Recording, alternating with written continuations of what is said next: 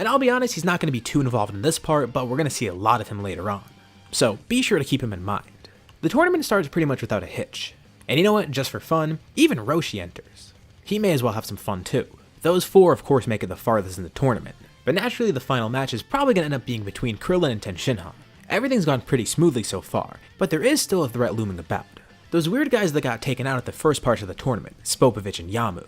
Something about them didn't seem right, at least not in comparison to where they were before. They are still possessed by Babidi and they're waiting for the time to strike. Although they haven't really found any strong fighters yet. They were waiting to see who gets to the finals to actually steal energy then. Krillin and Ten are ready to have a good fight, but then suddenly, Krillin is attacked. Since he's the strongest here, Spopovich and Yamu decide to take his energy, as soon as he and Ten power up into Kaioken. Huh, that kinda rhymes. But the thing is, they're not gonna be successful here. Shin and Kibito aren't here to help. And that's because Ten and Krillin were expecting this. They actually got this information from Kakarot before they headed back to Earth. They knew someone was gonna attack but didn't know when, so they were prepared for this. And that's why they went Kaioken right away. They wanted to draw out whoever was gonna attack them. Shin and Kibito feel that they can handle it on their own, and regardless, Babidi might not even be able to get enough energy if he needs. So when Spopovich and Yamu jump out at Krillin, he gets out of the way quickly as Tenshinhan defeats them, knocking them clean to the ground. Immediately they try and escape, and those two end up following. Oh yeah, and before they leave, Ten decides to make things easy and tell everyone he concedes, letting Krillin be declared the winner of the tournament, even though he technically left too. I mean, let's be honest, he was gonna win anyways. While those two face Spopovich and Yamu, another tournament is happening in Otherworld, and it's definitely way more peaceful. With Super Saiyan, Kakarot's very strong now. He was before, but this is something else. It's crazy how strong it makes him. But there's one opponent that gives him trouble, that being Pikkon.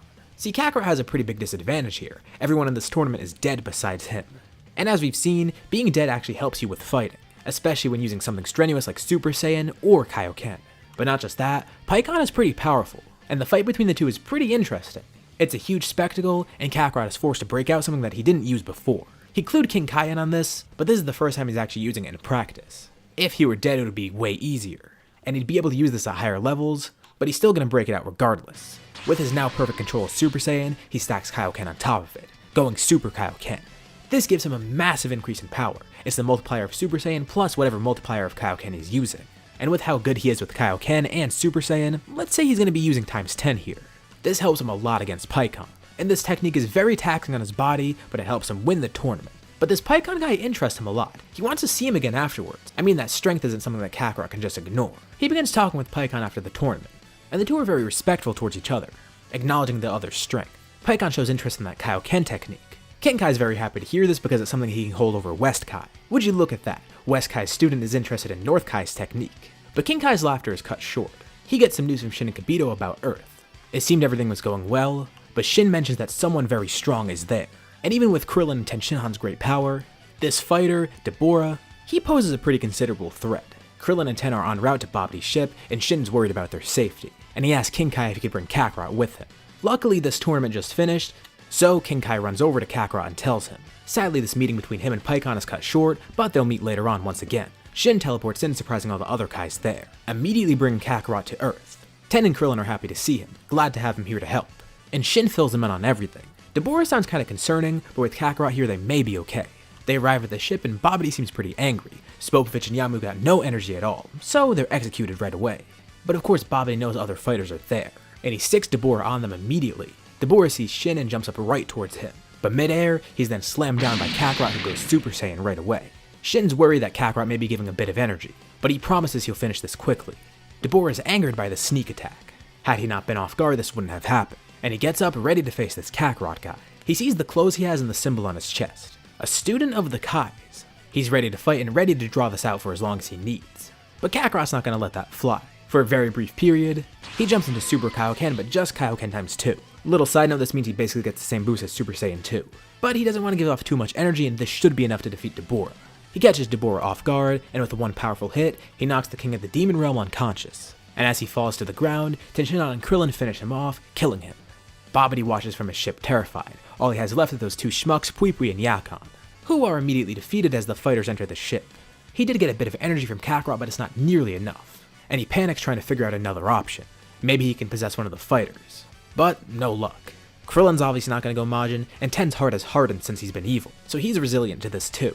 Ironically enough, Kakarot would probably be the most susceptible due to his Saiyan nature, but that's still not going to happen. He gave up his Saiyan ways a while ago since he was a kid, and his mental fortitude is way too much for Babidi to break through. So, Babidi's ship is blown up, killing Babidi inside. The only thing left is Boo's egg, which Shin gladly takes away to make sure it's safe. He thanks everyone for their help and is glad it went so smoothly, and he's sorry for sending Krillin and Tenshinhan without knowing that Dabura was there. They're a little bummed that they didn't get to finish their match at the tournament, but it's fine. They can't go all out there anyways. It wouldn't be as fun without them being able to use their full abilities. But maybe Shin will allow them to fight on a place where they can do that? Oh, of course. As a reward, they get to fight each other on the Sacred World of Kais without worrying about destroying anything around them. As I've said, of course Krillin is going to win, but this allows the both of them to have a fun fight for once in a while, with Kakarot and Shin getting to see how far these two have gone. And that's when Kakarot brings up the idea of Pikkon training here. He mentions Pikkon to Shin and how strong he is. Maybe he'd be a good student here. And this is intriguing, they'll definitely have to look into that. And of course, they do. Over the next few years, Krillin and Ten move out to training here. With all their training in Otherworld, they do know some pretty interesting things, including fusion, but the two of them can't use it for obvious reasons. I mean, look at Krillin's height and look at Ten's height. But this could be useful for some other people, because 3 of the students there are similar in height, and they might even know Pikkon in passing. With their training in Otherworld beforehand, I'm sure they would have met him eventually. And now they actually get to know him better over these next few years. And while he's not here, there is another fighter that they're thinking about. They've seen him occasionally since the tournament, but that young fighter Upa is pretty interesting.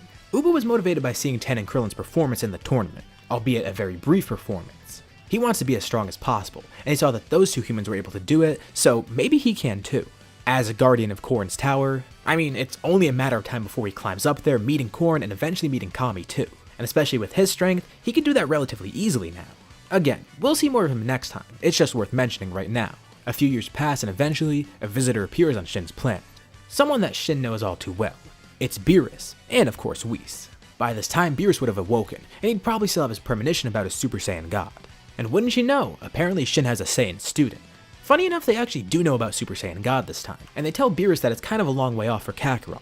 They can't do the ritual, but there is another way to get it. As mentioned before, if Kakarot finds a way to access God Ki, maybe he can access this form too. Of course, the prospect interests Beerus, and he thinks for a second, and then straight up asks a question. Would Kakarot like to train on his planet? Well, that kinda came out of nowhere. Kakarot's heard of Beerus, but he doesn't know too much about him, and this is the first time he's meeting Beerus. And to be honest, he is a little bit terrified of him. I mean, just listen to his title, God of Destruction. You'd have to be crazy to not be scared of that. Well, at least if you don't know Beerus' true personality. But jokes aside, Kakarot's a bit intimidated, but also intrigued. Before Kakarot goes though, he wants to test his strength against Beerus. Beerus says he could fight him with all he's got. Any transformations, any techniques, any weapons, he'll allow all of it. Kakarot goes in with a lower level of Kaioken. It does nothing. He goes on with Super Saiyan. It does nothing. He goes on with Super Kaioken. It does nothing. And then he breaks out something interesting. A while ago, he was actually able to pull out the Z-Sword, and that's what he's been training with Shin. Quickly, he goes to grab it and swings it at Beerus. And instantly, Beerus breaks it, but then realizes what he just did. He glares at Kakarot, asking if that was the Z-Sword. Kakarot's terrified too. Oh god, what did he just do? He broke the Z-Sword. But that's not why Beerus is mad. It's because out of the Z-Sword comes Elder Kai. Beerus doesn't want to deal with this right now, so he grabs onto Kakarot and tells him to say goodbye, as he and Whis drag Kakarot away to Beerus' planet, with everyone else just looking on dumbfounded, both at the fact that Beerus just kidnapped one of Shin's students, the fact that he's even awake, and the fact that there's a new Kai there that they don't know anything about. Elder Kai is equally confused. Who are these 3 baldies on his planet? And why was Beerus here just now with a Saiyan? They have a lot of questions, but we're gonna have to wait for the next part until they get answered. So, we'll leave off here for now. As discussed last time, once Kakarot left to train with Beerus, it appears that there's a vacancy for Shin and Kibito. They can train someone else now. They already have Ten and Krillin on the planet. But now, Pikkon's gonna join too. It's crazy, he's heard of this place and of the Supreme Kai, but he never would have actually expected to be here. What's even crazier is Shin realized that Pikkon is actually stronger than Krillin and Ten here. So he's got a head start right away. Not to mention since he's dead, he's kinda advantaged in terms of stamina. So not only does he fit right in, but he hits the ground running. Another interesting point is that Elder Kai is now there, freed from the Z-Sword. These students are actually pretty interesting to him. He's not too involved in the training, but he definitely sees the potential in these 3 fighters. It gets him thinking, maybe he can help these fighters grow. He does have his own methods, of course. And they seem pretty worthy of it. He continues observing them, wanting to see how they grow to make sure that they actually deserve this. Of course, while this is all happening on the Sacred World of Kais, Kakarot is still with Beerus. His training's going pretty well with Whis. He's already gotten a lot stronger, and it seems he has a grasp on God Ki. But of course his life can't be all training. he does want to take a break once in a while, and asks Whis if he could take him to King Kai's planet. Well, a break might be good for him, so Whis agrees. They're glad to see each other. It's been a while since Kakarot's seen King Kai. I mean, think about it, King Kai's basically his adoptive dad. It's not the usual master-student connection that they had before. Kakarot's excited to show off his new power, and King Kai has something to show too. Out of King Kai's house, somebody walks out. It takes a bit for Kakarot to recognize him, but then he realizes who it is. It's that other student Roshi had, Upa. This is the first time Kakarot formally gets to meet him, besides just seeing him in passing during the Buu saga. This is definitely a surprise. King Kai has a new student, and it seems Upa moved up here pretty fast. Much like Krillin intended, he worked his way up the realm of gods. And within no time at all, he ended up training with King Kai. His progress has been pretty good. Roshi taught him well, and he seems pretty motivated. Upa's glad to meet Kakarot. He's heard a lot of good things about him, and now he finally gets to actually fight him. Wait, fight him? Yeah, he asked Kakarot if he wants to spar. And I mean, do you think Kakarot's really gonna turn that down? No, he isn't. He's surprised to hear it, but he agrees. Although Kakarot's gonna have to hold back a lot.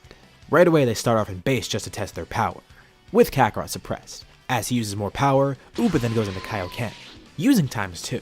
So he's already learned this technique. Kakarot chuckles and does the same, with the two of them controlling it flawlessly. Upa goes into ×4, and Kakarot jumps back. Alright, he's not gonna play around anymore. He transformed into Super Saiyan. Amazing Upa. Naturally, Upa's kinda disadvantaged. I mean, Kakarot's an alien, while Upa's just a human with no transformations. All he has is the technique Kaioken. While Kakarot has access to this, but Upa's not gonna back down. He cranks up Kaioken all the way, to ×20, but even with that, he's disadvantaged, although he continues the fight. Kakarot commences persistence, and Upa asks if this is Kakarot's full power.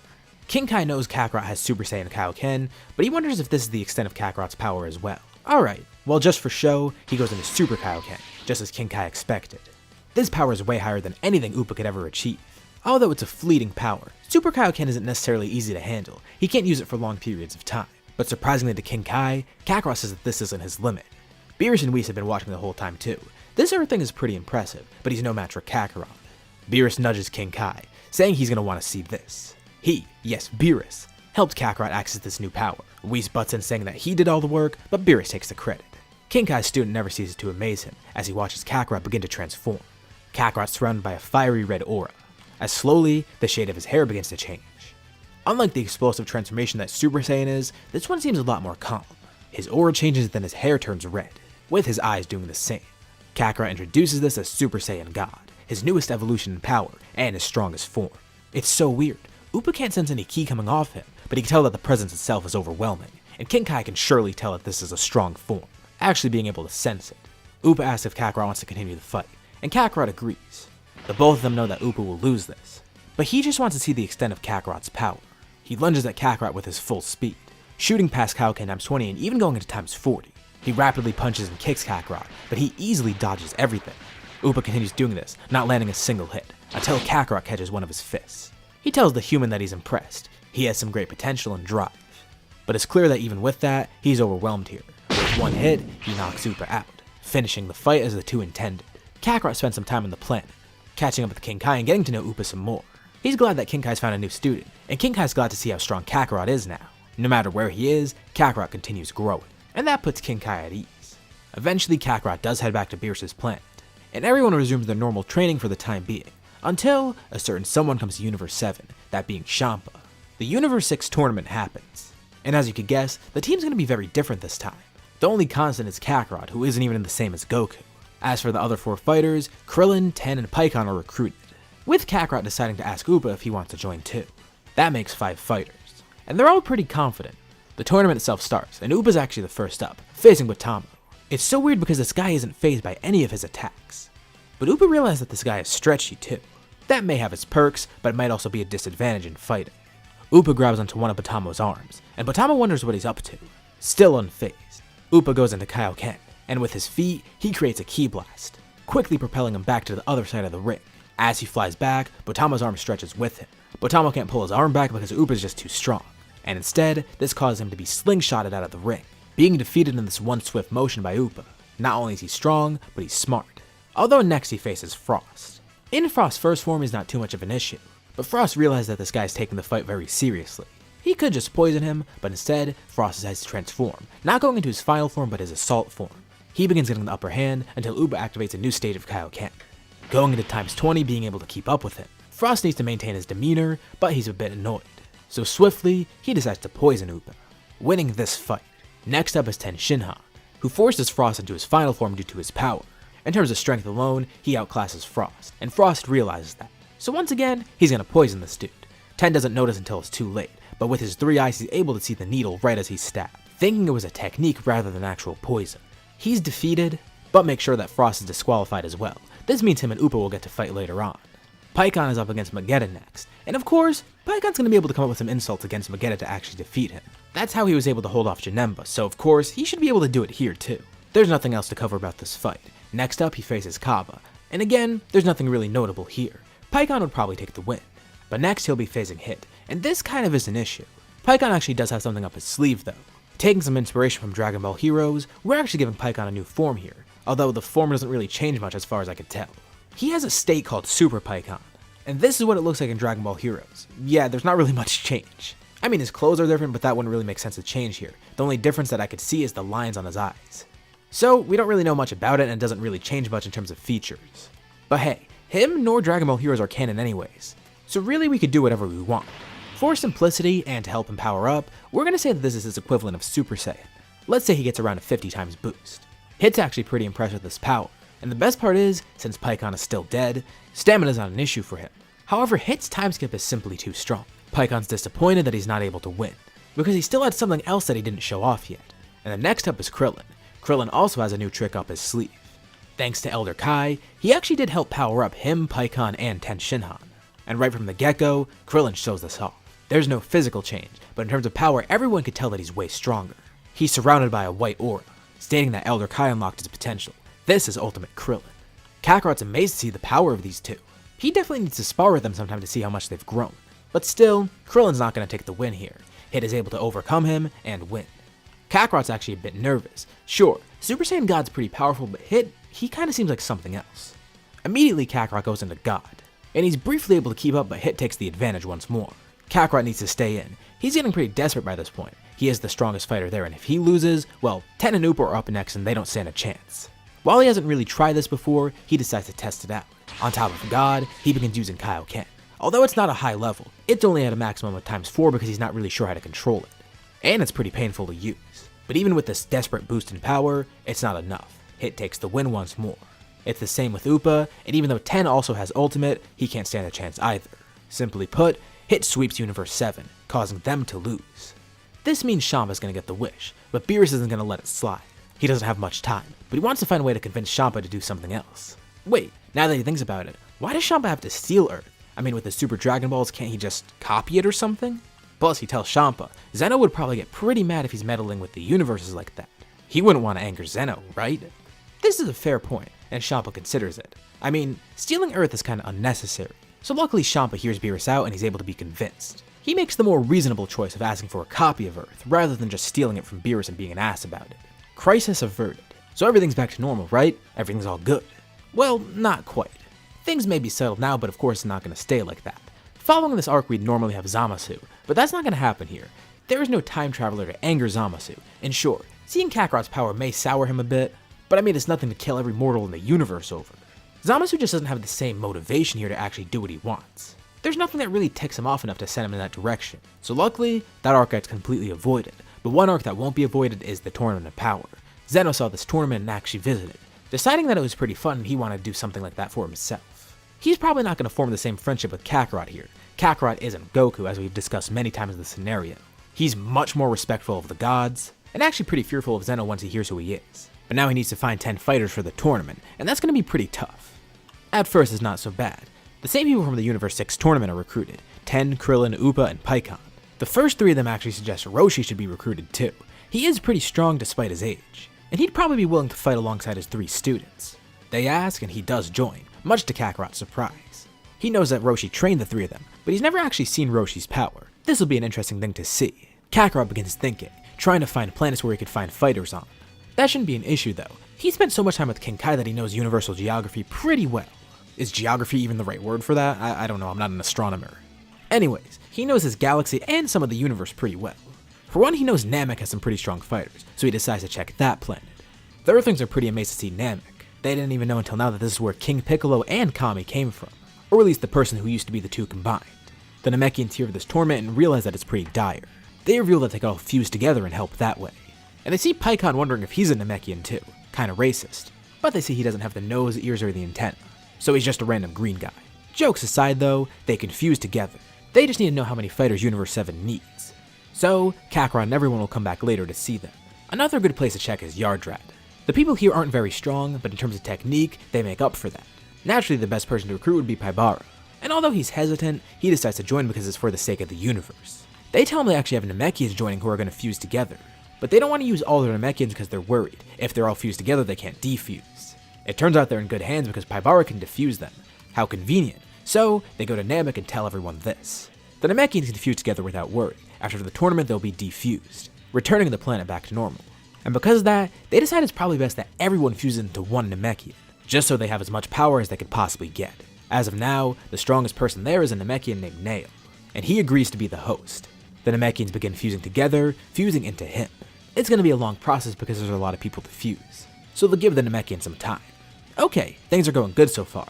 They have Kakarot plus the original 5 people that he recruited. Now Paibara and Nail are joining too. That makes 8. Kakarot racks his brain trying to think of some other fighters. On Earth, there's not really anyone too strong. I mean, there is Kami, but they'd be better off fusing him into Nail, which they're hesitant about because they're not sure how it'll affect Earth, and since it would be a lot to throw at Kami at once. Kakarot does remember one person. There was someone who isn't particularly strong and wasn't particularly a good person either. Some emperor named Frieza. He explains to everyone, this guy's a tyrant, the most wicked of the wicked. He's actually the person who destroyed his planet. However, the group votes against it. They don't want an evil person joining them, especially considering he might not even be that strong. But it's good that they know about Frieza. They could be concerned about him for later, but he'd be a bad pick. They'd be better off just reviving Boo purposefully. Well, there is Master Shen, but Ten decides it might be a good idea to recruit Chaozu. He's not particularly strong and he hasn't been training with Ten that much. He's only seen Ten when he's been on Earth. But he's an old friend who does have some good techniques at least. And that's the only other strong Earthling that they could think of. But even then, that only makes 9 fighters. Kakarot, Ten, Krillin, Roshi, Pycon, Paibara, Nail, Upa, and now Chaozu. It's up to Kakarot to find someone else strong in the universe. There has to be someone. Kakarot goes back to Whis. Maybe he can help. They gotta survey the universe. There has to be someone. Thankfully, Whis is able to help, but it's gonna take some time to search the whole universe. He pulls out his staff and they begin looking. It seems they already have most of the strong people. Kakarot's hoping that maybe they have people like Universe 6 did, maybe their own version of Hit. He knows they have their own version of Frost, but he's not particularly a good pick. And in terms of someone like Kaba, or Kakarot for that regard, well, Kakarot's the only Saiyan that's living, right? And this is where things get weird. Something catches Whis' eye that he didn't expect. Whis turns to Kakarot and actually has some good news. And also possibly some bad news to go along with it. The good news is, Whis did find someone who may be particularly strong and may be able to help. But the bad news is, well, Kakarot's not the only Saiyan left in the universe. This other strong fighter is also a Saiyan as well. And maybe the whole reason he survived is because he was banished to this planet. This of course comes as a shock to Kakarot. He thought he was the only one left. But Whis pulls out his staff. There's 2 left. One's an old Saiyan, not particularly helpful. But the other, named Broly, may actually be of use. Kakarot doesn't know what to think of this. There's 2 other Saiyans this whole time and he didn't know. And even if the Saiyan is strong, time is running out. He's not sure if he'll be able to convince him to join the tournament. Right away, Shen teleports Kakarot away. They need to make haste, and hopefully, they can convince this guy. With that, we'll end off this part here for now. After Shin arrives on Beerus' planet, he and Kakarot teleport straight to Vampa. Shin's a little bit nervous, but Kakarot says it'll be okay. He knows how to talk to people, and hopefully he can convince this guy to get on the team. Shin waits nearby as Kakarot goes over. Seeing a man carrying a giant dead bug, he flies over and casually greets the man. It's Broly, and he's immediately on guard. No one else is supposed to be on this planet. Kakarot doesn't seem too intimidating, but obviously this would be suspicious. Paragus hears and comes out too. And now Kakarot has a lot of explaining to do. He knows they don't know each other, but tells them they have a common goal. The universe is at risk, and he hopes that Broly can help them save it. He goes into a lot more detail, explaining who he is and what's going on, and why they should trust him. Even with all this explanation, of course the 2 of them would still be suspicious. Although, how else did this guy get here and know about them? He might actually be credible. But Paragus notes something. He has a tail. Is he a Saiyan too? He's dressed very weird for a Saiyan, and Kakarot goes into more detail. This puts Paragus more at ease. He thought he was just another normal Saiyan, but really Kakarot's completely different. He's only a Saiyan by blood. Kakarot doesn't really know how to entice the 2, but he tells them that he can get them off this planet if they help. From what he knows, Broly's pretty strong and seems to have a lot of potential. But Paragus has one more question. If this guy knows about other Saiyans existing in the universe, does he know if one named Vegeta is still alive? Kakarot tells him that he was responsible for Vegeta's death. He was a bad guy who attacked Earth, and Kakarot helped stop it, with some help from his friend Krillin. This puts Paragus more at ease. Not only is Vegeta dead, but this guy killed him. Maybe the two can get along. Plus, he and Broly get off this hellish planet. All they need is for Broly to join the tournament. Although Broly isn't really prepared. Sure, he has fighting experience and is strong, but he's going to need a little bit more training. No worries though, Kakarot has the perfect plan.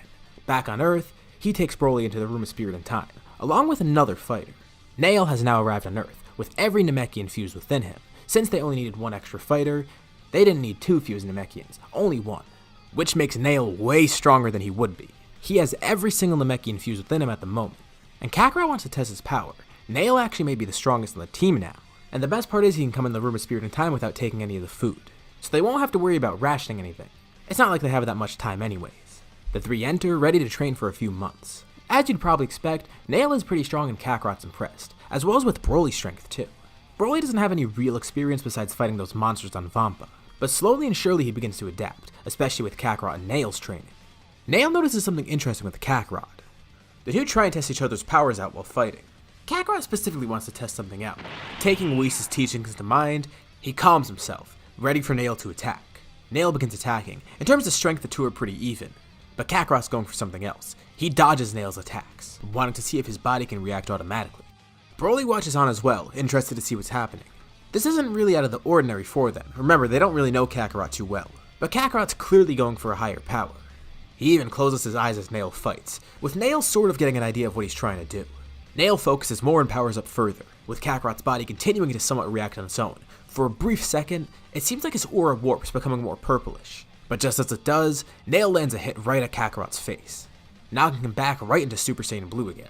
Kakarot knows he's making some progress, so he continues going for this. A few days before their training's up in the time chamber, surprisingly the door opens and someone bursts in. It's Elder Kai. He can't believe he forgot. He tells them he wants to unlock someone's potential. They wish they knew before because then they can unlock everyone's potential, but now he only has time to really do 1 or maybe 2 people. Kakarot can't believe that slipped his mind, but it doesn't matter. He tells him to unlock Nail's potential and Broly's potential. Obviously he's pursuing his own power, and he feels that Nail and Broly will benefit the most from it. And as you'd expect, they will. Broly doesn't have access to any forms yet. And after Kakarot hears about how he rages out at times, yeah, it's probably better that he doesn't try and transform into Super Saiyan or something. Him getting Ultimate would really help. As for Nail, he doesn't have any transformations at all. He's just really strong as is. Getting Ultimate will only make it more potent. So, Elder Kai unlocks their potentials, wishing that he could do the same for Kakarot, but there's no time. The 3 exit the Room of Spirit and Time, and immediately, Whis takes everyone towards the tournament. All the humans are ready, as is Pikkon and Paibara. They're teleported to the World of Void, ready for the tournament to begin. At the very start, Paibara begins by multiplying himself, not as a way to fight, but as a way to persevere. One of his clones gets really small, enough to hide in one of the cracks of the rocks nearby once it's opened. He does this with a few other clones. His main body is hidden, while the other one that's actually fighting is a distraction. Of course, in terms of strength he's not too strong, but he'll focus on support, using Spirit Fission and Instant Transmission to avoid being attacked. Occasionally he taps random fighters to steal some energy, gathering some as the tournament goes on. One of the first fights is Chaozu vs Universe 9, specifically the Trio of Danger. Ten is confident that he can take them all on, he just needs Chaozu's help. Chaozu begins by trying to stun Lavender, who seems to be one of the biggest problems. Ten avoids the poison, and with Lavender stunned, he's able to knock him out, leaving Ten only facing 2 of them. Basil isn't too hard for him to fight. His strength is pretty impressive at this point, way better than what Basil is at. Once again, Chaozu is able to support him by stunning Basil. But Bergamo quickly sees what's going on. Once Basil is knocked out, Bergamo goes right for Chaozu. Luckily, he's the last one left, so that makes it easier for Ten to defend against him. With Ultimate, he's able to handily take out Bergamo, defeating the Trio of Danger thanks to his help from Chaozu. Even though Chaozu's strength isn't that great, he was a good help. Having a fighter to support him was really good. The rest of the fighters are able to hold their own pretty well. Broly is a lot more experienced now and stronger. He didn't have much time to get used to Ultimate, so he doesn't really know his own strength, but slowly he learns. Nail has a much easier time though. He was already strong before and Ultimate only makes him that much stronger. He's definitely the strongest at this moment, at least for Universe 7. One of the interesting things that he notices is that Universe 6 has Namekians as well, and they seem to have a similar story to him. These two also fuse with their entire planet, although instead of 1 fighter it's 2.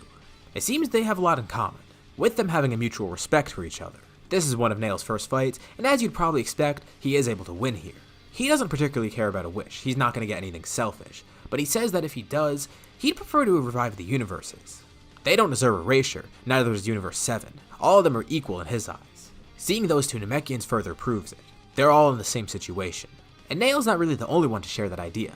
Upa and Roshi are also fighting together. This is one of Upa's first real fights, at least on this scale. He's had a lot of fights on Earth, but this is very different.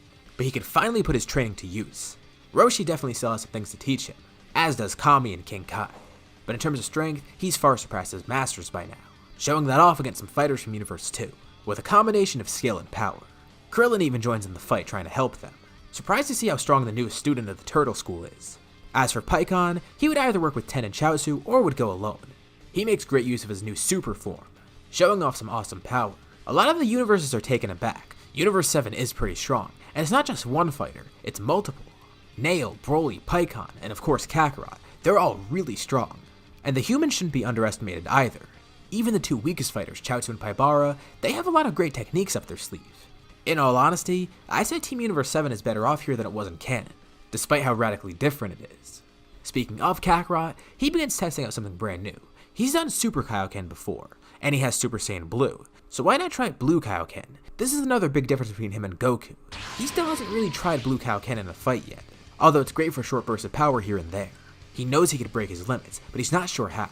Blue Kaioken is strong and all, but he knows there's something more, something that Whis was trying to teach him. A power that he felt when he was training with Broly and Nail. A good way to test this would be to fight Jiren, pushing his limits to the max.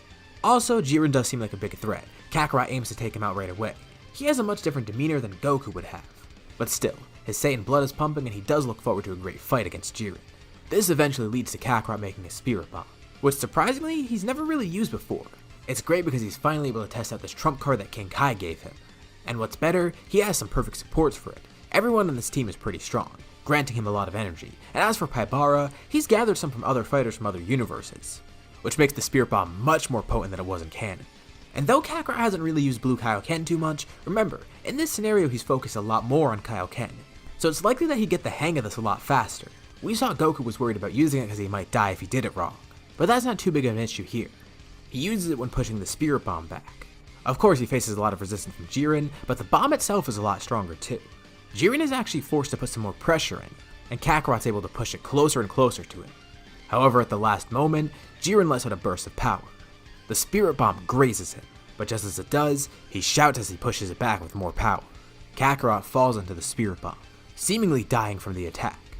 But luckily, this actually helps him. It's more so a catalyst than anything. He's able to survive, not only doing that, but channeling all the energy of the bomb within him, using it basically as fuel, trying to resist in whatever way possible. So not only does he unlock Ultra Instinct like normal, but he actually has a better grasp on it. He almost saw it before, in the Time Chamber. This acted as a way to make him obtain it. But also the Spirit Bomb kind of fueled him in a way, making it so he's not that worn out like he was normally. Rather than this power being fleeting, he has a much better grasp on it. Without even thinking, he immediately goes for Jiren. And Jiren's actually surprised at the power increase. Kakarot was strong before, but this is something completely different. The two begin clashing as Kakarot actually gets the upper hand. He knows that Jiren is hiding more power. Jiren's a big threat and Kakarot wants to end this quickly. He does enjoy the fight though, but it's gonna have to be cut short. Kakarot ramps up his power as Jiren tries to do the same, with Kakarot dodging every attack, even countering some of them.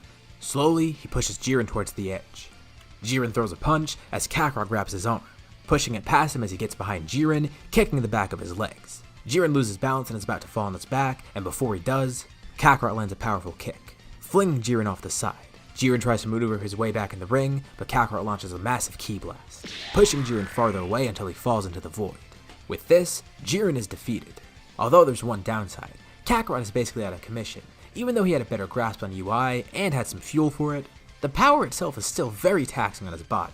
He gives out, and Paibara considers healing him, but he knows that he won't have enough for Kakarot. He just gives enough to make sure that he's okay.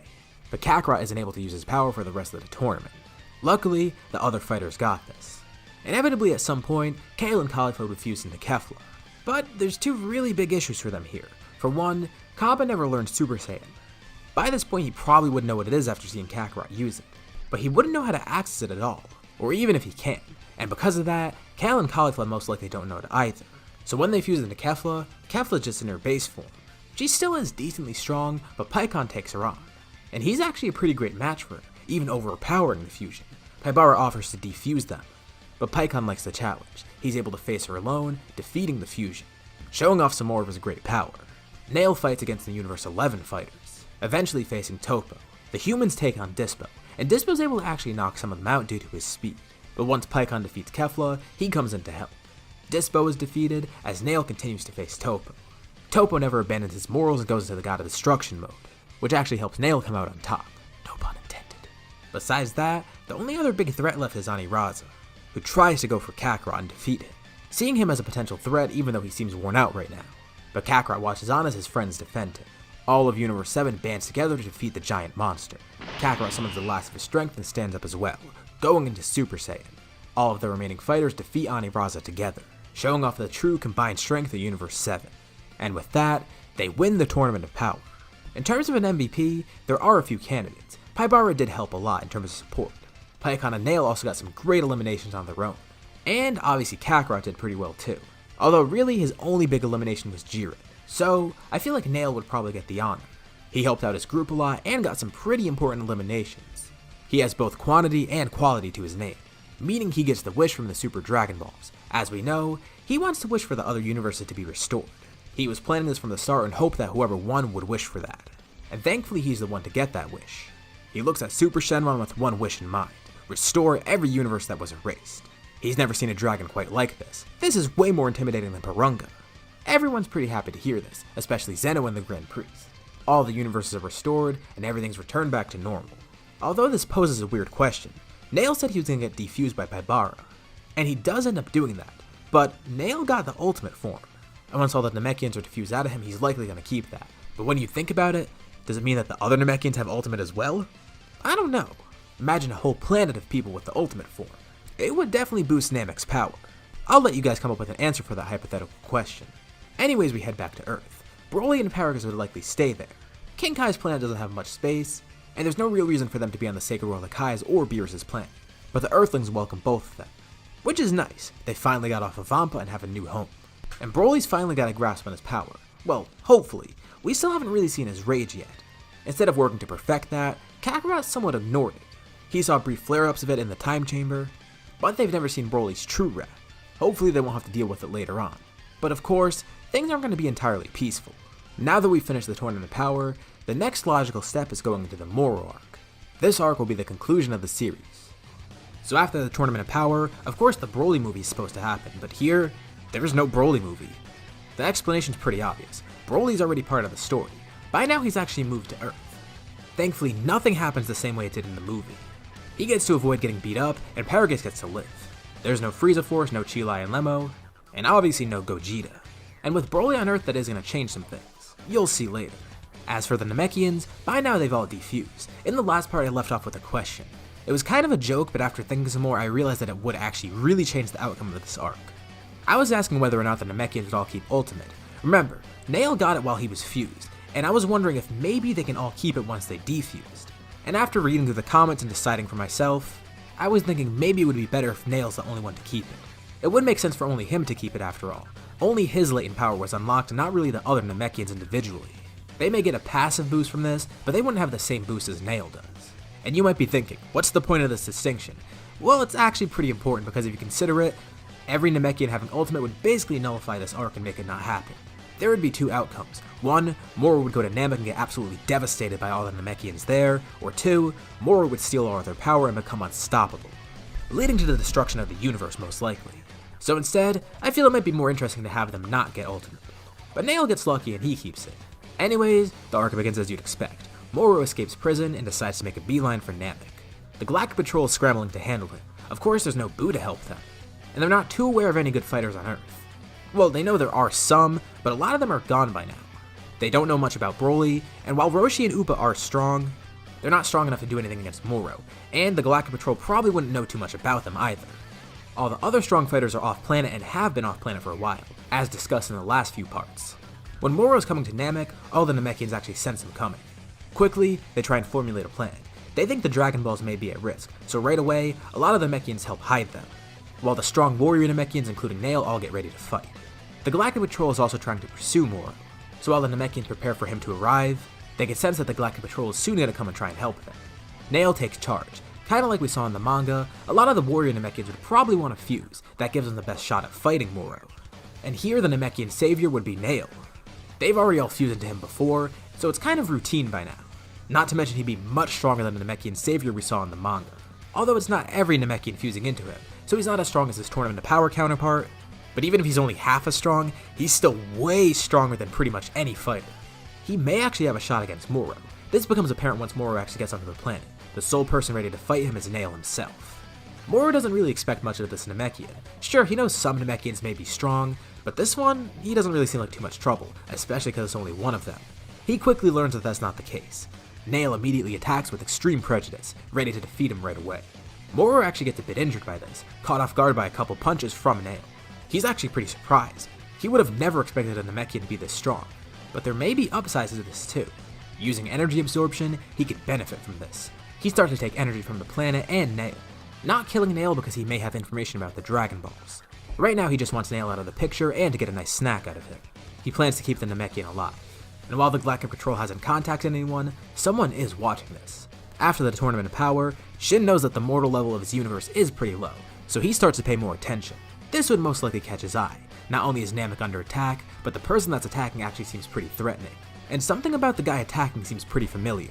Shin doesn't know too much about Moro, but he knows that he's heard of him from the Grand Supreme Kai before. Although since it was so long ago, he's only heard stories. But from what he can gather, this guy is a pretty strong magician that can take people's energy. And while Nail may be pretty strong, Namek's gonna need some help. Luckily, Shin has some people on his planet that could help right away. Currently training with him, he has Krillin, Paikon, and Tenshinhan. And while the magic may be an issue, Shin has a plan. Using his magic abilities, he may be able to work around it, at least providing support for the fighters. The fighters agree to go, and immediately they teleport over to Namek. They're not too sure how they're going to defeat him. Maybe these three fighters and Nail can help rough him up a bit, and then the Galactic Patrol can take care of him. But Shin remembers the Grand Supreme Kai said something about sealing him away. Maybe Shin could figure out a way to do that himself. If so, that would be the simple solution, but he's not too sure how yet. He's going to keep that in mind though. Now Moro is outnumbered and overpowered. Pretty greatly overpowered too. But he sees someone that catches his eye. The Supreme Kai is there. Of course, now with Shin there, he'd probably be Moro's main target. But luckily the fighters are all able to hold him off.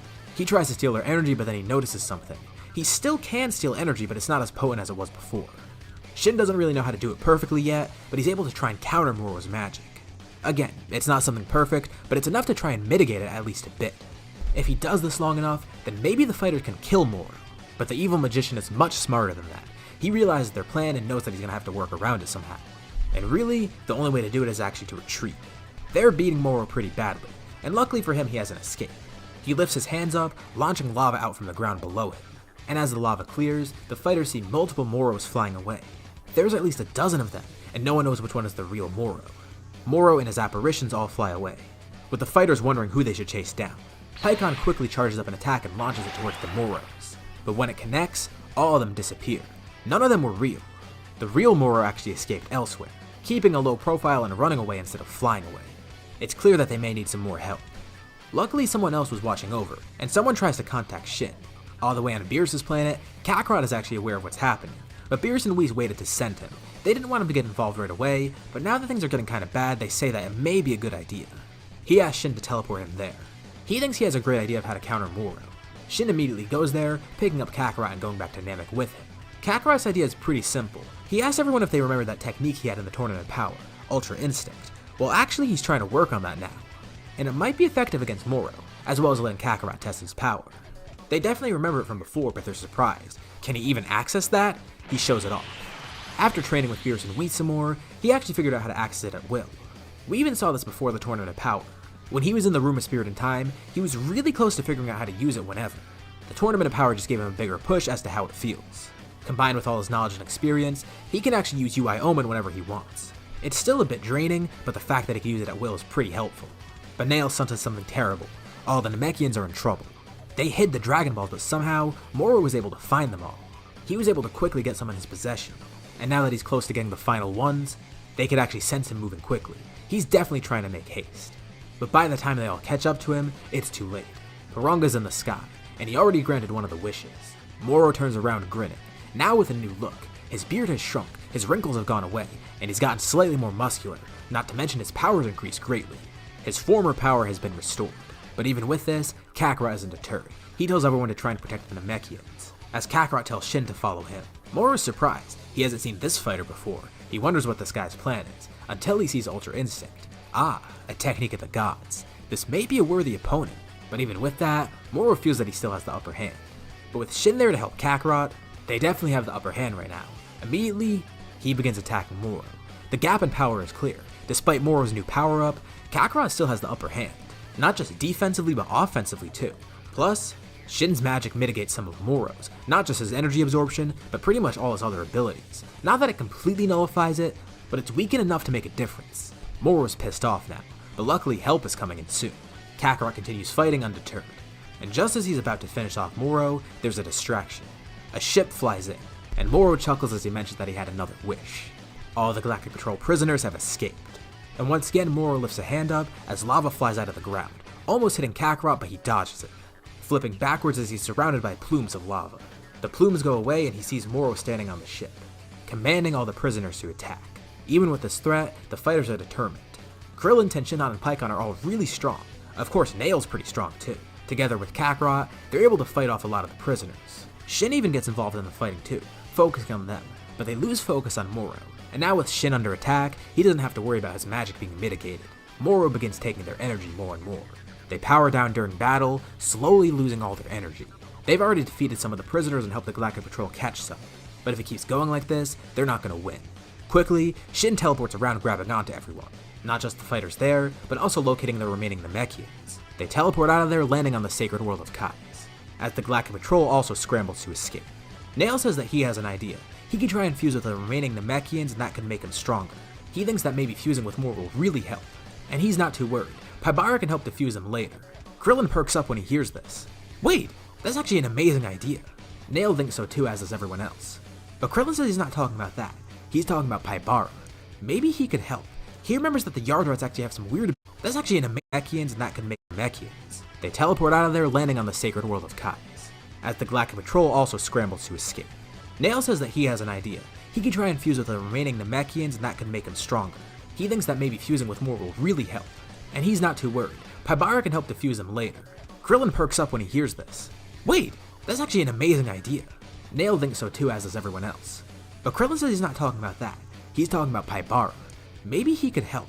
He remembers that the Yard Rats actually have some weird ability to take people's energy, just like how they're able to defuse Nail. Maybe they can consult him for help. Kakarot actually picks up on this too and realizes that it might work. He decides he's gonna go ask him, so Shin takes him to Yard Rat. Paibara welcomes Kakarot. It's been a bit of time since he's seen him. He wonders, is the universe at risk again from a tournament? Well, it's at risk again, but not from that. Kakarot explains the situation, and Paibara understands. He's willing to help, although he personally can't go there and risk his life. If he tried to fight Moro and steal his energy, there'd be no way that could work. But he does have another idea. He'd be willing to teach it to Kakarot. Kakarot's surprised. He didn't even realize he could learn something like this. Well, yeah, if that's the way it works, he's down to do that. Things are seeming to get better. Since Kakarot's pretty strong right now, he's probably the best bet to actually get this. Shin considers bringing the other fighters here, but it's better for Kakarot to just have himself there as the only focus for Paibara. Shin has a separate plan. He's gonna go back to his planet and train the fighters there, trying to teach them magic. Sure, he might not be the best at magic like the Grand Supreme Kai, but this limited knowledge in it may be enough.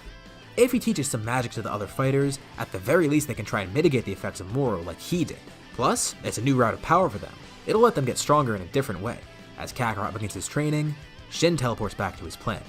This is going to take some time though, and in that time, Moro begins going around the universe, mainly with his scouts going to find treasure. Of course, one of the big targets would be Earth. One day, Upa's training with King Kai, and King Kai notes that he senses something terrible heading towards Earth. Immediately, Upa goes to return, flying across Snake Way in a matter of seconds, quickly meeting up with Kami who teleports him back to Earth. Roshi's already at the lookout. He sensed this too. And even Chaozu came along. The three of them are ready to defend Earth. Moro scouts arrive, and right away Upa goes into Kaioken, and the three fighters go into battle. While Chaozu and Roshi aren't the strongest fighters, they are really helpful here, and Upa is pretty strong in his own right, especially with Kaioken now. As they are now, they're probably enough to actually defend Earth, defeating the scouts that came there. At least the first wave of them. These aren't the last of the scouts. The three of them are still on guard, and in a matter of days, more scouts show up, with some stronger than the rest. One of them is actually the leader of the crew, Saganbo. The three humans have a tough time fighting him, but luckily, they have another ally that comes in quickly. Broly joins in on the fight. After those other scouts showed up, they would be stupid to not contact him, and he's glad to help. It's been a while since he's had a real fight too, so this is some great practice. Immediately, the Saiyan clashes with Saganbo. having a clear upper hand. He makes quick work of the escaped prisoner, and tells him to consider this a message. Don't have any more of them come to Earth. Saganbo's angered, but then goes to leave. But before he does, he tries to launch one last attack at Broly. But together, the other 3 fighters jump in with him. Since there's not much else to do on Earth, they actually all train with Roshi for a bit. Obviously, Upa already has, but Chaozu and Broly are relatively new students for him, or at least honorary students, and they showcase their combined might against Saganbo. Quickly, the 4 of them all make the same pose, charging a Kamehameha, launching it towards the escaped prisoner, who's then easily killed by the blast. They successfully defended Earth, and Moro considers going after Earth himself, but he decides it's not worth bothering yet. Scouts can focus on the other planets for now. He's already lost a couple scouts from that planet, and it wouldn't really be worth it for him to go himself and try and take their energy. The fighters there aren't incredibly strong, and Earth is a little bit out of the way for him. He'll get to it later, so luckily for now, Earth is safe and off of Moro's radar, but he'll keep it in mind. Moro right now is trying to eat other planets and find Kakarot once more. Kakarot seems like the best source of energy. Eventually this would lead to some of his scouts getting to Yard Trap. Of course Kakarot would defeat them pretty easily, but this would mean word spreads to Moro that he's there. And Kakarot realizes that immediately he needs to leave. He thanks Paibara for his training. By now it's been about a month or so since he got there, and Kakarot's a pretty fast learner. He's gotten stronger thanks to spirit control, but also has some new techniques. He waves bye to Paibara, saying that now's the time for him to end this. Plus, it gives him the opportunity to test out another technique. He places 2 fingers on his forehead, locating Shin's energy. He finds it, and then using his new technique of instant transmission, he teleports to the sacred world of Kai. He tells them all that it's now the time to attack, asking Shin if he could take the other fighters to Moro. Shin says he'll come along too, but he can't do too much. If he dies, then Beerus would die. But he'll still be there as a support. He's just not going to be one of the main fighters. But the other 3 have gotten much stronger, not just from their training, but also learning limited magic. Kakarot wants them to hold off Moro as he goes to clean up the other planets, and he wishes them luck as he teleports away. Immediately, Kakarot begins going around the universe, going to any planets where he senses trouble. This is really simple for him. He moves so quick with his transmission, and with single attacks, he's able to wipe out all of Moro's scouts, hopping from planet to planet while doing so. And before he goes to join the humans and Pikkon once more, he has to make one last stop. He teleports to King Kai's planet. He wants to make sure that King Kai's okay, and he says that he is, saying that Upa even went to defend Earth. King Kai's been monitoring the situation, seeing what's been going on, and he's gotta say, he's pretty proud of Kakarot. Kakarot has spent a lot of time on Beerus' planet, but the 2 have seen each other in between, and King Kai does know of his progress. I mean, of course they would keep up to date with each other. Kakarot is basically his adoptive son, as well as his first and best student. Kakarot tells him that he's gonna finish this, with King Kai wishing him luck, but he tells Kakarot, no matter what abilities he learns, whether it's Ultra Instinct or Spirit Vision, there is still one thing he needs to learn from King Kai: being a better comedian.